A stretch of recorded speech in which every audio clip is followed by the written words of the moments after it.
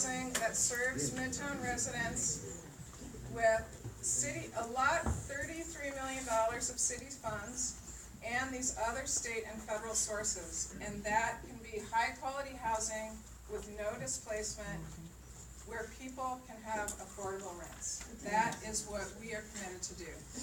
Ms. Pat, and then I had a question back right here. Okay. And then By moving people out of their apartments, you said there's 106 seniors. By moving them out of their apartments, you know, all of you up there know that it's going to have an impact, the same as a death in the family, the same as a divorce in the family. You know that the elderly people are, some of them, not going to make it through that move. We've already lost about a half a dozen people just by the threat of being displaced. So you can't say that you don't know where these people are going to, where these extra houses are going to come from. Just by the threat, we've lost a half a dozen people already. Miss Logan passed. I don't know if everybody knows that now. Miss Logan passed too. So we have all these people, you know, that are going. They're elderly. If you move them from their apartments, and especially if you don't have anywhere on site, but even if you do, somebody that's been in their apartment for 30, 45, 50 years, what do you think the impact is going to be on that person? And you're telling me they're not relocated. They're relocated if they're taken from one building to the next. That's relocation. And then half of them are not going to be able to, because you're not going to have enough space to move all the people into these buildings. So you've got to move them off-site for a while. And if you move them off-site, they're going to lose their church community. They're going to lose their friends, where they shop. They're going to lose everything. And do you think that they're going to last 18 months somewhere else while you finish building and then come back?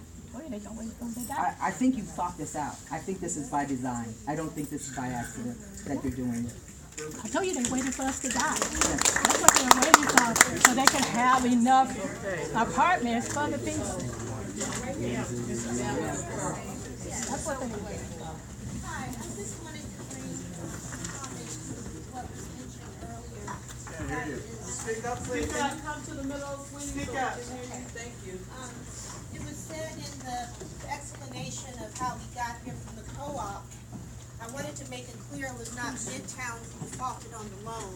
It was actually the developer. They Yes, do. the developer, absolutely. And I didn't hear conversation. Yes. You said it was us. I'm And sorry. what the city did was act as the guarantor on behalf of Midtown to continue to pay the debt. And in 2007, when the debt was paid, the expectation was transferred to co-op. But unfortunately, for whatever happened, the city neglected that agreement and basically said, oh, we don't know about that. And then came into, well, you guys don't know how to control it, you don't know how to manage it, we have to take it over. So when we talk about atonement, it is what it is as far as the building needing to be restored, but the city does have an obligation to make true to a commitment and agreement that was made to people who paid into something thinking they were going to get ownership. And if they're not going to get ownership, then you have to be able to accommodate them in some way. So that's my thought.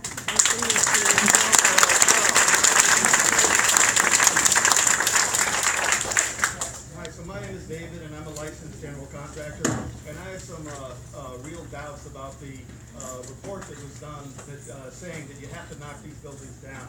You just told us that you put $10 million into a roof, you put money into sewer systems, et cetera, et cetera. I just built some elevators for about $250,000, ADA elevators. If you put 5 elevators in this unit at $500,000 each, you'd have $2.5 million in costs. And if you put $50,000 to $75,000 into each unit for new plumbing and electrical, et cetera, you would have about $7 to $10 million in cost. So the fact that somebody went out and basically said that these units have to be knocked down is very, very suspicious to me as a contractor.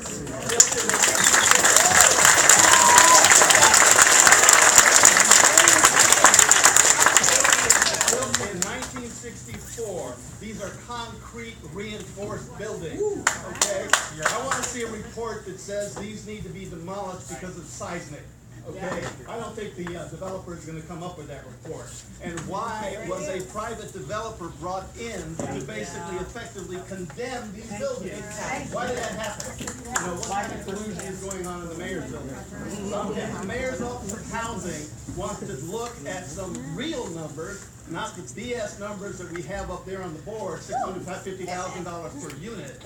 Some real numbers to where you could, you know, take your investment you've already put into this property and add to it to put the elevators in and to do the mechanical upgrades that probably are necessary. You know, do some paint, do some windows, etc. The entire cost of this project would be a fraction of what you guys are talking about.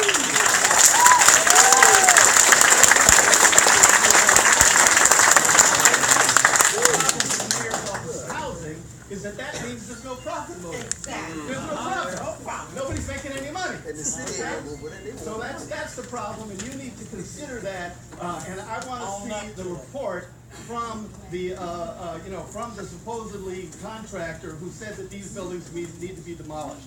Not in my world as a contractor, a 1964 building with concrete reinforcing part.